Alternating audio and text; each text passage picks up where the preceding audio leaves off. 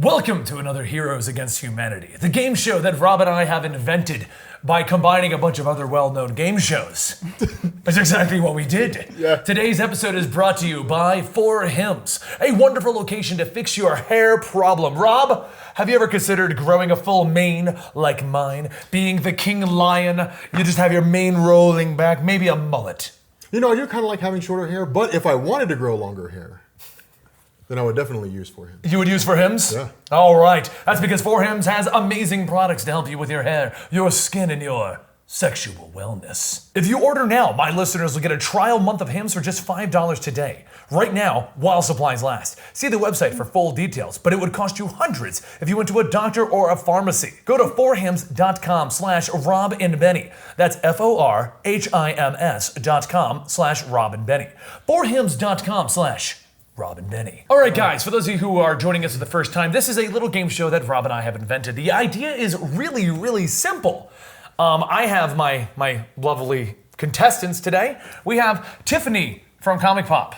She also joins up on their Twitch channel, twitch.tv/ComicPopTV. You can find her playing various video games from Warframe to BioShock to, what else have I seen you on? Batman. Batman. Arkham City. Is it? There you go. You've also got Sal from the Comic Pop YouTube channel doing back issues, off the rack, doing various unboxings and awesome stuff over there. And you got Rob from Comics Explained. Yep. We don't like him here on Comicstorian. Anyway, moving on. Yeah, they don't. They really don't. They beat me. They yell at me and tell me terrible things. Our game show is called Heroes Against Humanity, and basically the concept is simple. I'm going to be getting a bunch of bizarre and wacky superpowers from our Twitch chat because we streamed this live, twitch.tv/ElitableMonster. Our guests here will drop a superhero, and I will give them a power. Well, I will then arbitrarily decide who did a better job at pitching me their superhero. The idea is simple. Here's an example, just to give you an example. Batgirl with the power of monstrous kittens. You would then have to tell me why that would make a good story. And you have to pitch the story. And you have to pitch it to me. Mm-hmm. Yeah. I mean, that's obvious. How would that work? Write itself. Well, it does write itself. I mean, clearly, Batgirl, admiring Selena Kyle, went off and went to Star Labs, where they were clearly experimenting with kittens, having an incredible internet draw. They have been trying desperately to figure out how to use them, weaponize them in a sense, and she ends up, falling into a batch of them and getting bit by them, or scratched by them, or licked by them because they're adorable. And now she can conjure them whenever need be. She calls out to them, and they scamper out from the darkness. And obviously, it's like take on various forms, whether that be kitten with yarn, or kitten in basket, or kitten rolling around on the floor. And her villains are clearly just enamored by this. And then she uses her bat-based, training and takes them out. It's like You guys are in trouble. pretty much. Those kittens are so adorable. She's pretty much the perfect superhero. So you'll get to pitch your own superhero. I will give you the power. Got it. And the way we do is we typically start at one side, go down, so that this end will have some time to prep. Right. But then it goes the other way. Okay, So cool. you'll have more time. Yes. that. Okay. No, I thought we had to shout. We had to shout a power. No, I give the power, you shot the hero. Oh. I'm guessing we can't choose the same hero. You can, But it probably doesn't happen very doesn't often. happen. We've yet to run over that issue. Yeah. Okay. Maybe if we do, we'll do it lightning round style. I don't know. And I'm guessing I can't use Doctor Strange every time. Well, you could, but it may be weird eventually. Fair enough. Just like classic Doctor Strange. It's one of the powers he had. Yeah. Yeah. Because he had all the powers. Yeah, obviously. Okay, so we'll start it off with something. Stop looking at the chat, Rob. I'm not looking at the chat. We'll start it off with something simple from the Twitch chat. I saw it a little while ago. Okay, but this is how we're going to start it off. We'll see how many rounds this takes to decide an official winner to our Heroes Against Humanity game show. And if you're wondering why I'm speaking kind of quietly, I've been yelled at by our production team. I am apparently too loud for the human ear to understand. So we're trying to make it more reasonable for you. Plus, I damaged my throat eating a bunch of spicy curry and then yelling. Don't do that. Just don't do that. Bad Benny. Okay, so on the count of 3, you guys all have to give me a hero. Okay? All right. And then I'll give you the power. I've already got it. It's going to be a simple one. We're going to start with Rob for this one because you have experience. Well, no, start with them because this is their first time. They have no experience, though. Well, that's what makes it fun, though. Their first time. 3, 2, 1. Superboy-Prime. Moon Knight. Superboy-Prime, Moon Venom. Knight. No, I said Moon Knight. You said Moon Knight? Venom. Venom. Teleportation. Ooh. Okay. Superboy-Prime is angsty. He's every 15-year-old ever. And so he decides that he's going to do what every 15-year-old ever could possibly do and get rid of all the adults because, they're holding him back. And so all the adults, of course, are the members of the Justice League. Okay. So Superboy-Prime would teleport in and systematically start teleporting the Justice League away. The problem is that what he would do with this is Superboy-Prime himself is not that bright. He's not the sharpest tool in the shed. This is true. And so inadvertently, he would end up teleporting them to places where they're stronger. So he would teleport Superman into a yellow sun. Partly also because Superboy-Prime is like colorblind. So he thinks it's a yellow sun, or he thinks it's a red sun, but it's actually a yellow sun. So he would teleport Superman into a yellow sun. And Superman would be like, "What the hell are you doing, man? Like, I'm like Superman Prime now." He's like, "Whatever, you can't take my name." And then he would leave. He would take Batman, teleport him to wherever his utility belt happens to be. And then he would teleport Wonder Woman to any place in particular. And he would Superman's like the only person that's more powerful. Yeah, that would augment their powers. Yeah, that would augment their powers. Okay, so anyway, he just teleports them around to random directions. And this Superboy-Prime was not a very good choice. And and then ultimately they would band together and they would defeat him. That was not a very good choice. Okay. That was a really shitty. So what do you got? And I give up. Venom with teleportation powers. All right, Venom with teleportation powers. We just discovered that Venom has multiple powers that we didn't know before. Apparently, he can grow wings, and now apparently also symbiotes can teleport.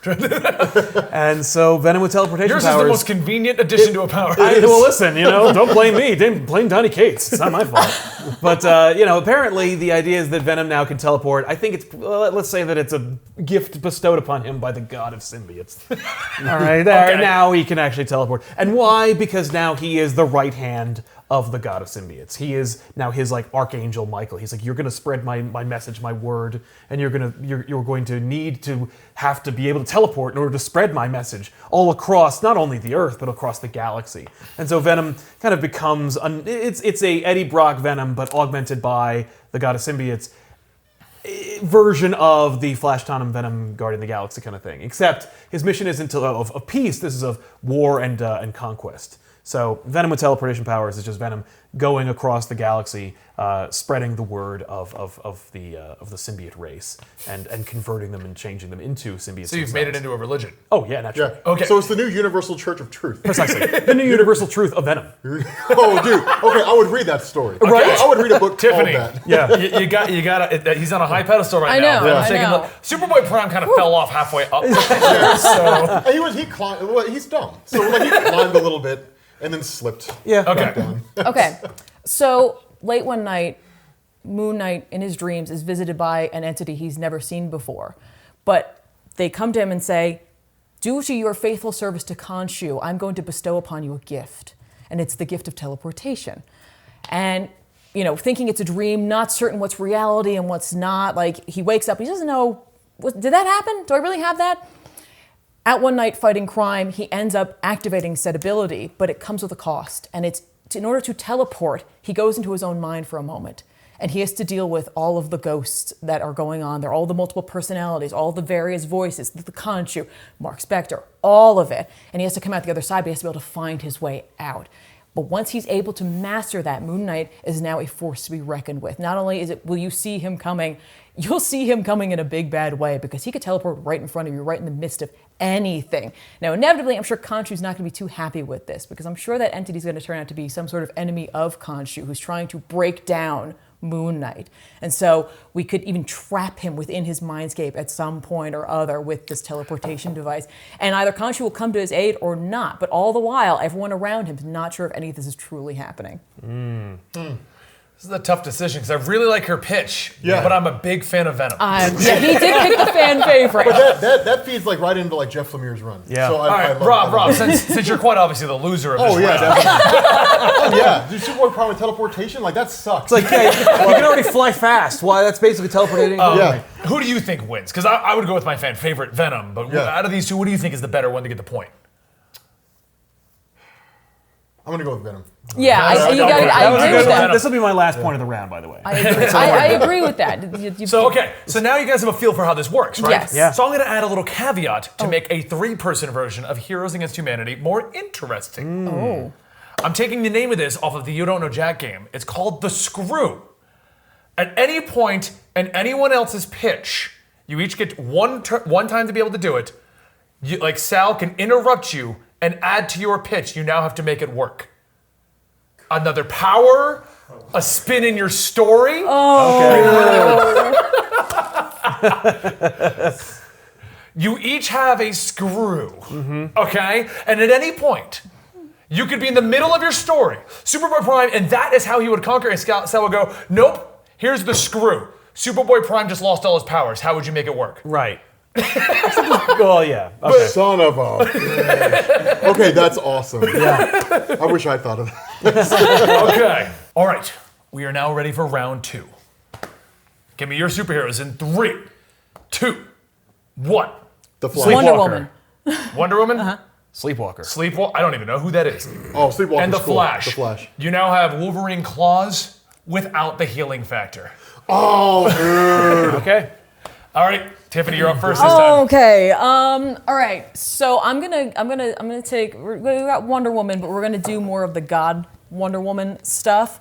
So Hephaestus comes down and grants Diana these Wolverine claws, but because it's godlike, there's like a curse that kind of comes along with it. One of the other gods goes like, yeah, she can have those, but at the same time, like, it's gonna hurt every single time. So, but being Diana, it doesn't really bother her necessarily because she's just like, whenever she pops those claws out, it's at a time of great need. So let's say, for example, Ares shows up and like, you know, he's like laying waste to it. You're going to get to see Diana, like she'll use her sword, she'll use the lasso, she'll use the shield, right? But when the chips are down, those claws are coming out. And I mean, she'll probably be battered and bloodied and like part of her costume is probably a little torn here and there. She pops those out and in a fit of rage, just tears into him. I mean, like there's no stopping them. They're the gift of a god. Yeah. So what are you going to do about that? That's a hell of a pitch for her to just get claws. I assume this is written by Greg Rucka. Yeah. Yeah, definitely. Or Azzarello. Oh, dude, Brian Azzarello, I would read. Yeah, that'd be fine. All right, Sal. So Sleepwalker is, for those of you who don't know, it's an alien entity that possesses the human host. And so when the human host is asleep, Sleepwalker emerges. Yeah. And so Original Venom? was it? Original Venom? Kind of, yeah. Only it's it's an alien, yeah. Yeah, he's kind of like a race of. He's a race of Yeah. sleepwalkers. I don't know if they're called that, but Yeah. it doesn't matter. No one knows, and no one will. Nobody cares. Nobody cares. But so Sleepwalker can tap into your dreams and your imagination, and so the only it's not necessarily a power in as much as you're going to see Sleepwalker snicting all the time, but it's more that this is Sleepwalker's debut in 2018, and we haven't seen Sleepwalker do anything of worth in a long, long time. So we're going to pit him against something really, really cool. So obviously, the host of Sleepwalker, whose name escapes me, he dies, and his spirit goes to hell because he was possessed by Sleepwalker, and the heavens don't accept it. So he meets up with Mephisto, and his soul then is merged with the alien entity known as Sleepwalker. And with his, in order to get back out of hell, he has to battle with Mephisto. And so, because he's in the Marvel Universe, because he's informed by the souls and of the damned around him, he decides to just start like picking and choosing from all of the tormented damned around him. So he's stealing from like, he's getting big like demons he's seeing. He's getting, he's shooting fire because of the flames around him. And of course, like, because Sleepwalker is also a superhero who's battled with other superheroes, he decides to pop the claws when he gets as close as he can to Mephisto and then just carves out Mephisto's heart. The problem is, then Sleepwalker is now, having killed Mephisto, cursed to stay in hell and rule over it. So now Sleepwalker is the Lord of Hell. Awesome. That's a really... Sleepwalker's Marvel, I assume, that if he's fighting Mephisto, because that was my next question. Is that DC or Marvel? Yeah. All right, Rob. Okay. The Flash with Wolverine claws, but no healing. Yeah. No, So I want to put a little caveat in here for yours. Flash's original healing is stripped. oh yeah, that's fine. Okay. That's fine. That works for us because we did not have to specify what version of the Flash we're using. Oh. And so because we did not have to specify what version of the Flash we're using Red Death. Now the beauty of Red Death Flash is that, of course, having all the intelligence of Bruce Wayne created his own healing factor. So, done. Now, with regards to this whole cheating. thing, that's not cheating. Red Death is not a Flash. Yes, he is. No, he's not. He moves at super speed. He's a Flash. He's a That's speedster. a speedster. He entered the Speed Force. And he's a speedster. You specified a Flash. I will let you pick any Flash, but not any speedster. Fine. Barry Allen goes to Bruce Wayne, who gives him a healing factor. Now, from this point going forward, no healing factor. But from this point going forward, all right, Eobard Thawne shows up. He's like, Barry, I'm here to do whatever I do. And so he shows up and like kills Iris West, right? 1971 all over again. Kills Iris West. So Iris West is dead. And Barry's just like, oh my God, no, like you killed Candace Patton because I, Barry Allen, am being played by Rob Jefferson. And I have a huge crush on Candace Patton and I'm very angry that you've done that. So I say, this is a problem now, all right? Well, you killed my celebrity crush. So as a result of this, Barry Allen goes on a warpath, right? And for the first time ever, he discovers that he's got claws. All right, he's just that pissed, right? He's just like, I'm more angry than I've been before. And I've got claws now. And so his claws pop. Right? And he's just like, and Eobard Thawne's just like, oh my God, dude, I can't believe you did that. I wonder if I can do that too. And Barry's like, you won't find out. And like, slashes him, right? Just like slashes him across the throat, decapitates the guy. Now, the first taste of Barry's blood feels all the better. He's just like, oh my God, man, like, the universe is better without Eobard Thawne, even though he exists in every time period and will show back up in like 2 seconds. So, pretty accurate. Like, maybe we should just get rid of all the other supervillains. So Barry Allen goes on this rampage, right? First one he takes out is Gorilla Grodd. Because he's like, Gorilla Grodd is probably one of the most dangerous because he can like control my mind and all that kind of stuff. So he goes to Gorilla City. He's like, hey, Gorilla Grodd, what's going on? He's, came to say, what's up? And Grodd's like, what are you doing here? And he's just like, surprise! And then just like plunges the things in him and, kills Gorilla Grodd. And so he leaves Gorilla City, comes back to Earth, and starts going through and just killing all the supervillains, right? Well, the Justice League figuring out what's going on. They're like, hey, Batman's like, hey guys, I don't know if you knew, but like Flash has like adamantium claws. They're like, what's adamantium? It's like, well, think Prometheum, but better. It's nth metal. Yeah, it's nth metal. Yeah, something, I don't know. It's something Marvel made that's better than stuff Screws, it's nth metal now. It's nth metal? Okay, it's nth metal stuff. This is stuff we used to defeat Barbados, whatever. And so they're like, so what can we do to stop it? And Batman's like, nothing. We're all just kind of screwed now. Because you're talking about a guy who can move super fast and who will like decapitate us before we even realize what's going on. And Barry Allen's like, you're absolutely right. You know how I know that? And like they don't say anything. He's like, because you're already beheaded. And like their heads just fall off. And so the Justice League is dead. All right. And so then Barry Allen goes on a rampage and just kills all the other superheroes and the supervillains in the DC universe. Barry Allen kills the DC universe. Yeah. Okay, I mean, ignoring the fact that just sounds truly epic, I think I'm going to have awesome. to give the point to Rob because it got him with his celebrity crush finally. Yeah. It did, well, but the unfortunate thing though is that she died at the hands of Eobard Thawne. That's the sad thing. That is sad. Candace Patton, I would protect you from Eobard Thawne. Okay, so I'm going to give one to Sal. If I were Barry Allen. Yeah. Sal, I don't even know what Sleepwalker is, so... That's fair. I can't even picture this in my head. No, he looks cool. He looks super cool. Okay. But he hasn't been relevant since like 2005. No. Something like that. Oh, Yeah. 1999. So since none I'll take your word. You know Yeah. better than I do. so since none of you guys know it didn't use your screw, I'm going to give Tiffany 2 this round. Oh, wow. Oh yeah, none of us did use our screw. I Yeah. forgot about it actually. I kind of did, but only as a joke. And you All only right, so helped it. Yeah. we're going to go with round 3. They gave Okay. me a good one for this one. All right, guys, ready? All right. Superheroes in 3, 2, 1. Dr. Professor Strange. Robin. Doctor Strange, Robin, Professor X. Professor X, your belly button shoots lasers. Oh! Sal's first. Okay. Which Robin do I get? You to be? decide. I guess I'll go. I guess you get the Rob loophole. Yeah, I guess I'll go with Damien. 'Cause he's Robin now. You look sad. Yeah, because I don't like Damien. Well, Okay. pick the one you like. You pick the one you like. Because they're not Robins right now. It doesn't matter. It works better for the plan. So Damien thinks that Batman didn't go far enough with Brother Eye. And so Damien has been tinkering with the Brother Eye satellites and systems that Bruce Wayne was developing. And wouldn't you know it, because of the chicanery during Future's End and Terry coming back in time, because of Brother Eye's machinations in the future, he actually got a little bit of a stowaway who infected the current system of Brother Eye. So now it's a malevolent human interfacing entity. And so as a result, the Brother Eye system that Damien is investigating is actually part of an evil alien, and Screw. Oh, okay. It's not Brother Eye. It's Galactus. But it's DC. Doesn't matter. All right. What part is Galactus? The machine part. Is Galactus. Yeah. So Galactus Like imagine Galactus is not sentient, he's an actual machine. Like Galactus in the Ultimate Universe. Or something like that. Okay.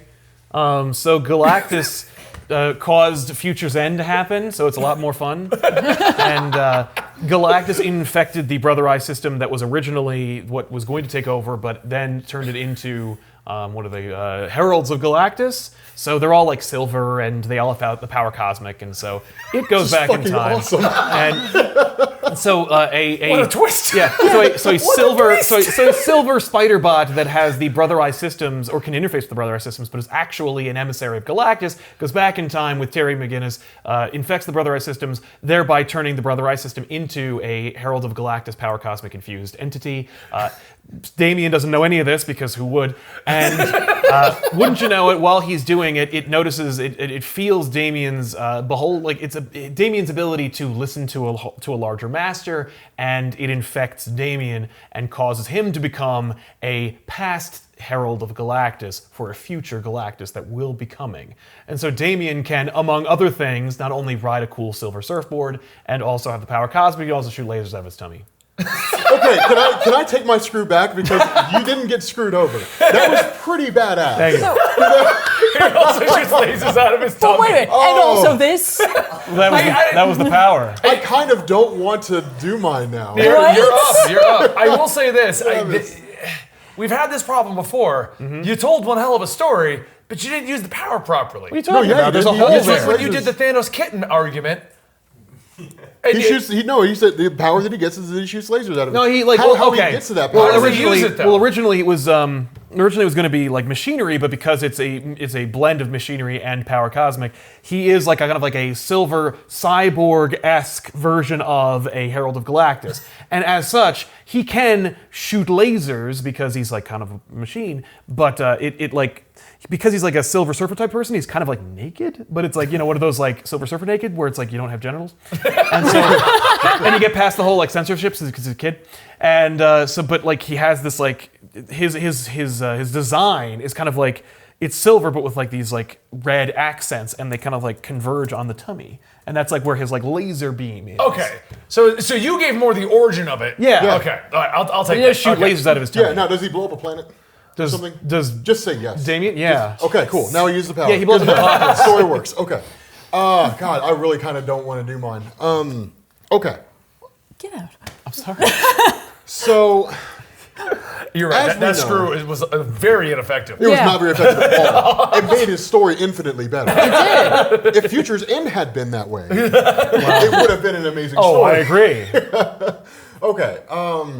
As we know, Professor X and Lilandra? no, nobody cares about Lilandra. Professor X He does. and Juggernaut. Yeah, he does, I guess. Professor X and Juggernaut, K. Marco, are brothers, and they fought together during the Korean War. Now, along the way, Kane Marco discovered a cave that housed a gem, the Crimson Gem of Sidorak. And normally, Kane Marco would have been the one to pick it up. Professor X was like, I'm going to stop you because that looks shiny. And so, like, he uses his powers and stops him, and then takes the gem for himself. And then he's whisked away to the Crimson Gem, to the Crimson Dimension. And Sidorak, in whatever language he speaks, says, I am going to bestow you with the power to become my new Juggernaut. All right, now you're going to be granted invulnerability. All right, you are going to be granted, actually, you know what? You're not going to be granted any of those things. You're not going to be granted invulnerability. You're not going to be granted super strength. Mm-hmm. You're not going to be granted the ability to move and never be stopped unless it's the Incredible Hulk and the story calls for it. You're not going to be able to do any of those things. Instead, you're going to have crimson lasers that shoot out of your belly button. Now, Charles Xavier looks at this and says, yeah, but I'm paralyzed. Which, we're changing continuity, so he was paralyzed before the prequel. Sure. So, Okay, yeah, it makes sense. Yeah. And somehow managed to fight during the war. And so he's like, okay, And Sidorak is like, yeah, but like it would be funny though. To see a guy like rolling around in a wheelchair shooting laser beams out of his Which is that force him backwards? Would they do that? a little bit. And that's kind of what happens when he's training. Imagine the scene from Iron Man 1 when he goes to use his thrusters and flies into the ceiling. That's what happens with Charles Xavier when he uses his lasers for the first time. He's like laser on, and like the laser's just like said laser on. That's his Yeah, phrase. laser on. Yeah, he just shouts laser on, like flame on. You know, like Yeah, laser on. yeah.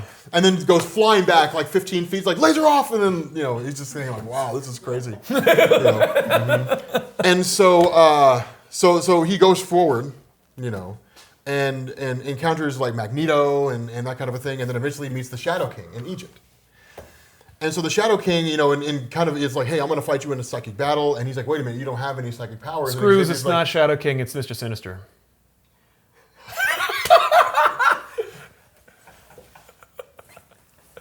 Okay, so he encounters Mr. Sinister, and he encounters Mr. Sinister in Egypt. He doesn't have to go to Egypt anymore. Well, I like Egypt. All right. Sinister's never been in Egypt. That's fair. I like the idea of it being in Egypt. Okay, so he encounters Mr. Sinister in a bar in Egypt, but the caveat to this is that Mr. Sinister said, because I'm such a convoluted character, Right. unnecessarily so, at some point in the future, which some writer may or may not write, you will visit me.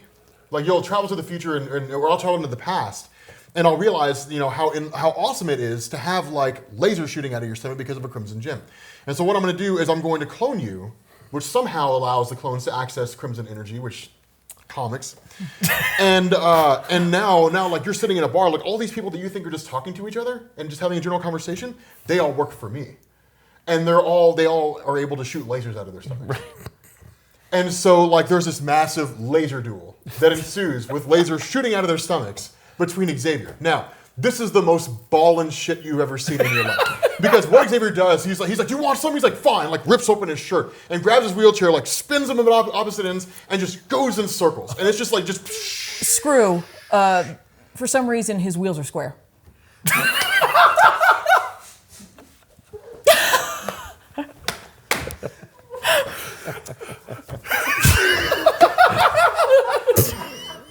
I'm sorry, Rob. So he flips over. Okay. This battle does not last very long because Xavier is wrestling with his wheels and he's freaking out. He's like, oh, why are my wheels all of a sudden? And so he's like, oh my god. He managed to get like take out one or two people, and then Sinister's just like, haha, like you have square wheels. Like, what kind of an idiot rides around on a wheelchair with square wheels? Where did you hope to go? And so he's just like trying to adjust his thing, and like everybody's laughing at him, and Sinister's like, you know what? Just take him out. Just put him out of his misery. And they all just blast him at the same time. And all that's left is just this charred, incinerated wheelchair with square wheels. Okay. There we go. Rob wins. High five. Thank you. That screw was amazing. Square wheels on a wheelchair. Oh, okay. This is a great addition to the game. Yeah. That was great. Every thought I had about my story is gone. You just forfeit this round? No. All right. Doctor Strange Doctor with belly button lasers. I really want to hear this story. Yeah. So, Actually. one of or part of a Venom symbiote is floating in space and comes across Shumagorath and attempts to bond with it. And of course, it's Shumagorath, that's not going to go well. So it rejects it, but upon rejecting it, it takes part of it with it, part of its memories and its desire. Some part of it imprints onto him. Exactly. And its desire to deal with Strange. And so now the symbiote is going through space seeking Earth, and upon finding Earth goes to the Sanctum and crawls on in because it's not magically charged, so like the charms in the Sanctum don't quite affect it the way you'd think it would. I mean, we've seen Spider-Man get in before, so Yeah, why not a Venom symbiote? Finding Strange, it crawls into his bed, and it's Strange, so like he's not really paying attention. Either he's with a woman or he's thinking about a woman or whatever. and instead of like it's small, and he is protected by several enchantments, the Eye of Agamotto, all of this, and it crawls into his belly button and takes up root there, right? But it's having a hard time spreading to the rest of his system, right? Strange gets up. Doesn't necessarily notice anything immediately. But as time goes by, a rash kind of starts to develop in this area here. And inevitably, a Shumagorath-looking eyeball pops out. And he notices this and goes, well, this isn't good. And starts to kind of look into it. He has to call on Tony Stark. Tony Stark's like, I don't know how to tell you this, Steve, but you've been infected by a Venom symbiote. And to some degree, Shumagorath, who is going to try desperately to take over your body. So Strange has got to deal with this. However, this is about the time that Dormammu shows up. Dormammu's like, Dr. Stephen Strange, I'm calling you out. That's true. Okay. The Venom symbiote moved Doctor Strange's belly button to his butt. Okay. So upon investigating this, Tony goes, I don't know how to tell you this, but your belly button is completely gone. And it's like positioned itself on your posterior there. It's just right between the cheeks, I gotta tell you. So you got like this, you got everything else you're normally supposed to have, and now this new little facet, and it's an eyeball. Right. I have a picture. You'd like to see it? He's like, nah, No, I do not. I got it. I got what you're talking Use about. the mirror dimension to take a look at my Yeah, exactly. It's real bad back there. Okay, well, this is new, but I've dealt with some weird things before. And Dormammu shows up and says, Dr. Stephen Strange, I'm calling you out. And he's like, Dormammu, I'm kind of dealing with something right now. It's a hard, bad time. This isn't a good time for me. He's just like, I don't care. So they were going through their battle. He's using the Crimson Bands of Cyttorak. He's using the Moons of Munipor. He's using the winds, all of it, of Latum, right? He's calling it all out. And it's really not having the effect that it should have on him. And so Strange goes, okay, nobody's around, right? Nobody's seeing this, right? How does one deal with essentially a god from another dimension, a being of the dark dimension? He's just like, maybe Shumagorath, his eye and this imprint of the Venom symbiote, maybe I can channel my own energy through that and change it and alter it in a way that he's not prepared for. Kind of like the Enterprise does with the Borg ship, like where it's like, constantly modulating like shields and such. He's just like, he's not going to see this coming, right?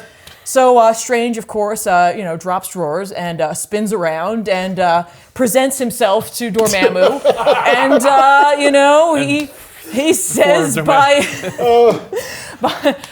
the eye upon my posterior, and laser beams shoot on out of it. And Dormammu, while affected, is so disgusted by this, he just goes, seriously? This is what we've come to, Stephen? Yeah. This is where our relationship is. I let you take my niece? No. Nope. Ow, I'm out. I can't even. He's just like, I have to bathe myself for like a full month now to get rid of this memory. And he's just like, yeah, well. So he goes off to the dark dimension, and that's about the time that Strange realizes that Peter Parker's there, and he's clicking away. So he looks forward to seeing those on the Daily Bugle's front page the next day. Okay. Venom on somebody's ass crack. Yeah. I'm okay with that. Okay, well, Rob, you technically didn't have a screw, but I think you used it with Sal. Oh, I did, yeah. Okay. But I think Tiffany saved it. Yes, she did. So I'm actually going to give this one to Tiffany. So everyone has 1 point. Thank you. Yay. So we are now evened out. Okay. Now, All right.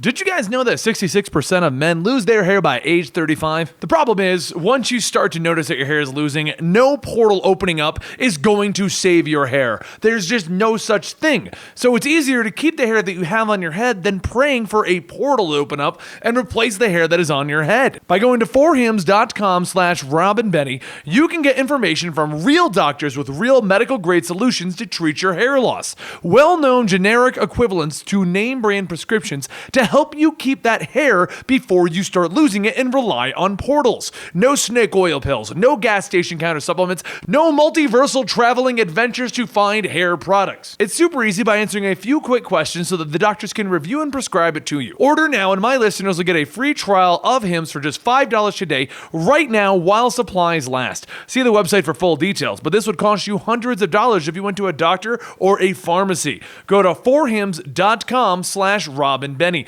That's forhims.com/RobinBenny. forhims.com/RobinBenny. For this final round, I'm going to give you guys one big power. And I'm going to allow you each to have a screw for each person. So you can all double down. And So we have 3 screws, or 2 screws this round. Each. you each have 2. Yeah. Okay, and you can double down if you want, whatever. And if I don't feel the story's going interesting, I'm going to grab random other powers out of this thing and throw them in. Okay. Wow. Okay. Okay? This is for all the marbles. Yeah. Okay? 3, 2, 1. Jubilee. Jubilee, Nightcrawler, what was yours? Wolverine. Wow, Wolverine. we all picked mutants? You Yeah. all pick mutants. We all pick Your mutants. power is that your ears can grow larger, and when you move, they create hurricanes. Oh. Oh, Lord have mercy. Lord Jesus, the world is doomed. Okay, so Nightcrawler's sitting back at the X-Men mansion, watching TV, and he sees more protests against mutants. And he's like, you know what, I'm really getting tired of humans. Like, I'm really getting tired of like these guys with no fur. And they can't teleport. So he says, you know what I'm gonna do? I'm gonna start getting rid of him. Now Xavier's like, no, Nightcrawler, you can't do this. So he just like just teleports like an inch and just blows Xavier like out of the window, right? Xavier's like on his wheelchair with the square wheels, flying out. He's just like, oh, I wish I could stop, but my wheels are square. And so he just lands, whatever. And so Nightcrawler like just starts teleporting from location to location, right? From like small little protests to small little protests, just like sending these guys flying in every conceivable direction. I mean, it's brutal. Heads are like, they're flying in the buildings, like heads are just popping. I mean, just all kinds of stuff. All right, like bones are breaking, things like that. They're like, Nightcrawler, why would you do this? And he's like, I don't give a damn, and like teleporting around like from one spot to the next. Eventually, the X-Men start to realize that Nightcrawler has become a credible threat to like the whole of humanity, right? And they're like, man, like we should really, for some reason that nobody understands, go out of our way to protect these people that hate us. And so they're like, we need to go stop Nightcrawler from being such a crazy, credible threat. And so they get into the Blackbird, and they fly to where they think Nightcrawler is. And like every time they and try to get that's when close, they discover that Nightcrawler also has the ability to create saltine crackers. So once they get to where they believe Nightcrawler is, they end up finding out that what Nightcrawler has really been doing was like he got bored of like blowing people in direction, right? He's like, this is boring as hell. So what he's been doing is like creating saltine crackers and throwing them like ninja stars, right? So he's got like strength, enhanced strength. So he's throwing them like every way. Like he's using his 3 toes and like throwing them, and he's like throwing them into like security guards. He's throwing them into like Secret Service members who are trying to protect the president. And he's like, yes, President, this is how you are going to die, with a saltine cracker to the face, and just throws them, throws them as hard as he possibly can, and does that to as many people as he can possibly find. When the X-Men finally find him, and they're like, dude, like what are you doing, man? Like you can't kill people with saltine crackers. You can't use them like ninja stars and impale folks. And he's like, yes, I can. Watch. So he starts taking ninja stars, starts throwing them to the X-Men. I have no idea where I'm going with this. Give me a power. He starts throwing them at people. All right. So like throws them at Cyclops. Okay, you saved that, so I'll give you one of the better ones. What? Nightcrawler then discovers he has the power of creation. Oh. So he's throwing them at like, the X-Men and stuff like that. He throws one at like Cyclops' optic beam, hits it in the side, opens the optic beam up, which destroys like the entirety of the Blackbird. Mm-hmm. The saltine cracker opened the beam. Yeah, it hit it in the side. Like he's that accurate. He's that accurate. It hit it right there, opened the beam, and then destroyed the entire Blackbird. And so as he sits down and he looks around at this destruction that he's caused, he's like, you know what? I think I can make this world better than what it is. And then he moves to Sesame Street. So he says, I can make this world better than it is. All right. Sesame Street's always been one of my favorite shows. I watch it all the time when I'm at the Xavier Institute because I feel like a Muppet. Mm-hmm. And so he says, I'm going to fix the world. I'm going to make it a better place. Sesame Street is a happy place. Mm-hmm. I'm going to turn the world into Sesame Street. And everybody in the world, all the Sesame Street characters are going to be saltine crackers. What? And that's what he does. He turns the whole world into Sesame Street. And everybody in the Sesame Street world are saltine crackers. That sounds kind of racist. Only because you said everybody's a cracker. Yeah, that's true. Okay. He doesn't turn everybody into saltine crackers. God, that really sounds racist. Okay, he doesn't turn everybody into saltine crackers. He turns the world into Sesame Street and then spends the rest of his days just enjoying his crackers. Except he's gluten-free. He's got a gluten intolerance. He spends the rest of the day. Okay. As he was throwing saltine crackers at people, and as he was fighting the X-Men, he decided to taste some of them. And said, hey, I wonder, I've had saltines before, but like these are ones that I'm making. Right. So I wonder if they're delicious. And then he eats them and he's like, yes, they are delicious. Like they're every bit as good as I thought they were. But then his tummy starts rumbling. Right? And then he gets whatever happens to Gary whenever he eats it. And so he's like, wait, like he's got the power of creation. He's like, okay, so like everything stops because like I've really gotta, go number 2. So teleports into the Brimstone dimension, drops the deuce. People are just like, teleports back. All right, and he's like, game on. So he realizes, okay, apparently I'm gluten-free. He knows this because he looked up WebMD. And after realizing he doesn't have lupus or cancer or anything like that. Or he's pregnant. That he's got gluten. He's got whatever gluten disease is. And so he's like, okay, like I've got gluten disease. What is that? Celiac disease? Yeah, he's got gluten disease. So he's like, I've got the gluten syndrome. So he's like, I've got it, like I can't do that anymore. So what? so he sits down like after everything is done. He says, "Okay, like I'm gonna start eating these gluten-free crackers More salads because I can't do gluten." Kale chips. There you go. Instead of crackers, there you go. Nightcrawler sits down and says, I could eat kale chips, but No, that's not a I'm a spin, functioning, I'm just- rational human being. And no normal person would eat kale chips. That's fair. So I'm going to eat gluten-free crackers instead. All right. Yes. 10 minutes later. 10 minutes later, we this are is done. the most frantic round ever. this All is- right, You got like Timothy. 16 powers, you poor bastard. Jubilee. Where's the starter power? I think it was like your ears make hurricanes. Oh yeah, They're the really giant ears big. that make hurricanes. Yeah. You may go. Oh, thanks. So you know how like Jubilee one time got bit by a vampire? Yeah. Well, instead, this time around, she got bit by Bloodstorm, Oh. which like turned her into a vampire, but also gave her wind powers. But like simultaneously, Jubilee was like had like a cold, and she was taking this like this medicine, this kind of experimental drug that was supposed to get rid of the common cold. And instead, it interacted with this vampiric strain and a little bit of Storm's powers, and it made her ears gigantic for no reason. Okay. Which, yeah. Screw. Okay. Well, I assume that's where we're going. Not just like, okay, I'm Yeah. buying that book. I'm Okay. Yeah, I'm okay with that. Jubilee had a kid with Deadpool, Okay. but Deadpool ran off, so she has to take care of it. Okay. Is it a male or a female? Doesn't matter. It's a male, and it's basically a clone of Deadpool.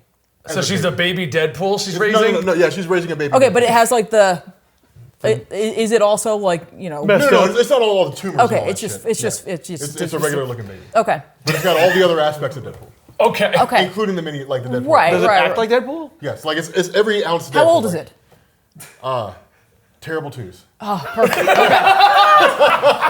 Terrible news. Terrible twos. Okay. I love that. All right. So Jubilee's at her wit's end. She's got this horrible cold. Like so, she ends up like she's taking care of this 2-year-old. You know what? The cold also allows her to shoot mayo out of her eyes. Oh, I wish I'd gotten that power. Okay. Why did I not get that All power? right. So like because like normally she'd have control over this mayo shooting ability, but because she has this cold, it's just dripping out. It's real bad. She has zero control over this. So she's just like, I got this kid who's fourth wall breaking. I don't even know what that is, but he keeps like talking to people who I can't see as though like there's someone reading my story. I don't understand.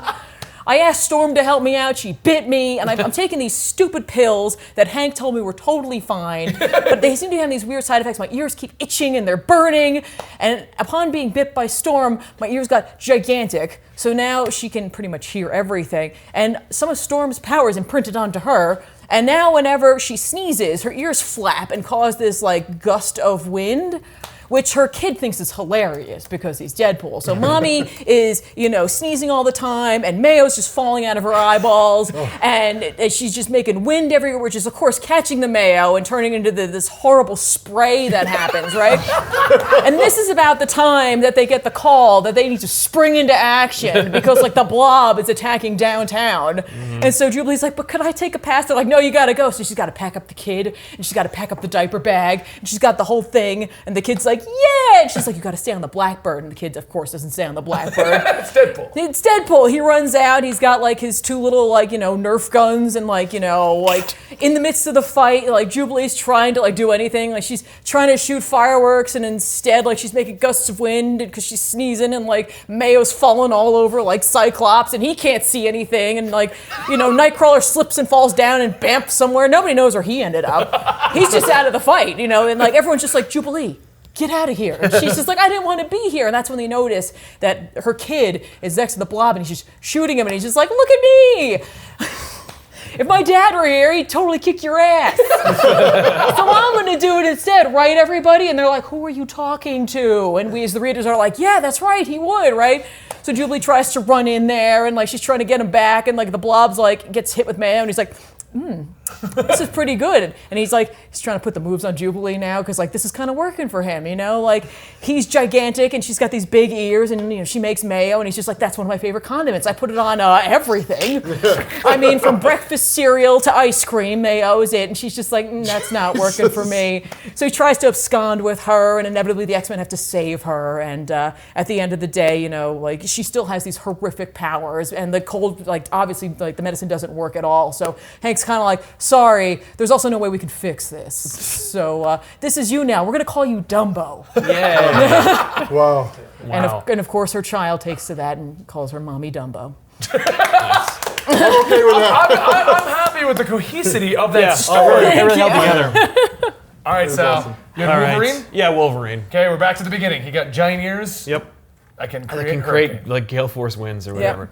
All right, so yeah, it's one of those classic Wolverine stories where Wolverine is taken by a rogue agency that wants to harness his powers for, like, and synthesize them and use them to create weapons or some kind of cure for something or whatever.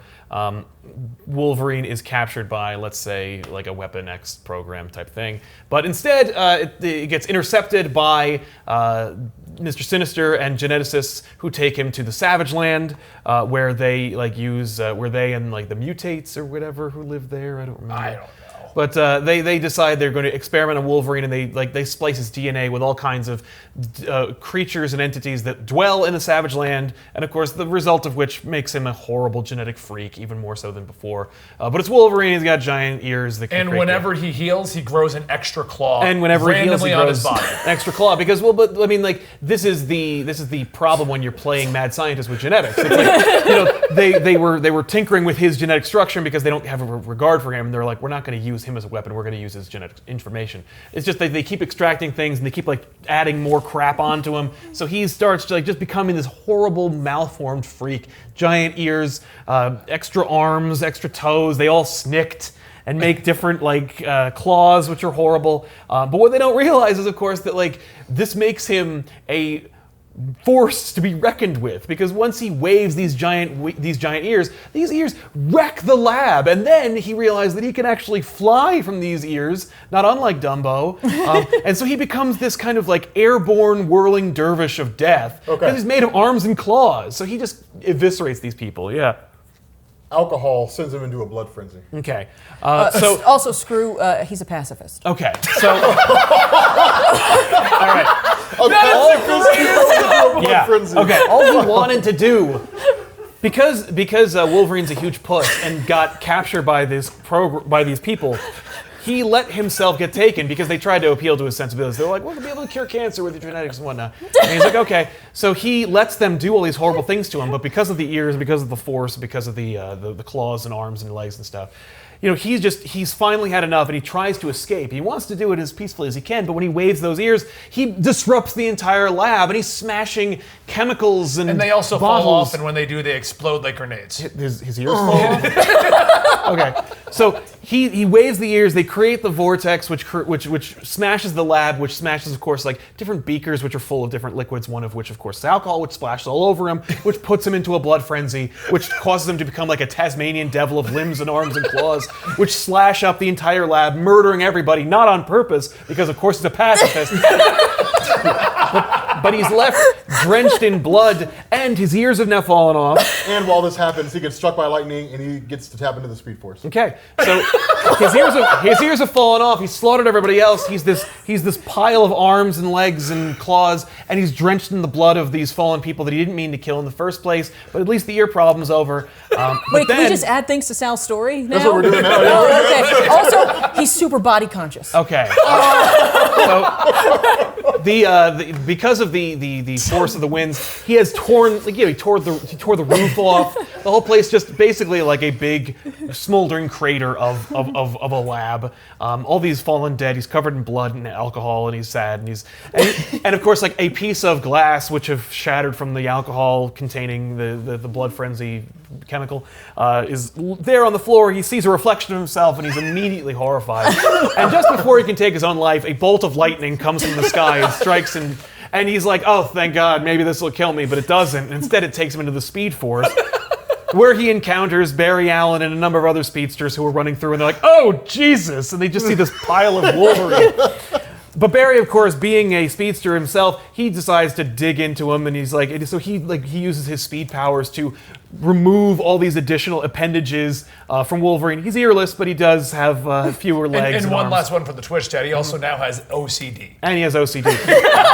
So while Barry's fixing him, he of course he's arranging all of his legs and arms in alphabetical order. But now, as he's doing that, he realizes, oh, I have speed powers because you gave him speed powers.